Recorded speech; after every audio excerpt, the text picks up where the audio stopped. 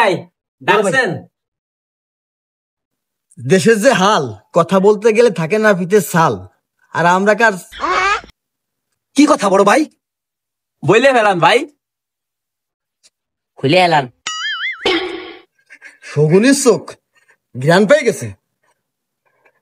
এই শোনো, দেশের যে অবস্থা, আমরা সবাই রাজনীতি করব, কি বলো তার? ভাই আমার একটা কথা আছে। হ্যাঁ, কথা মতো পরে শোন। আমি হবো প্রধানমন্ত্রী আর তোর এমপি বানাবো আমি। ভাই আপনি প্রধানমন্ত্রী হন আর যাই হন, আমি কিন্তু চাঁদাবাজ বাহিনীর লিডার হতে চাই ভাই, আর না কিন্তু আমি খেলবো না। হিসাব করে দেখছি চাঁদা বাহিনীর লিডারকেই বেশি ইনকাম।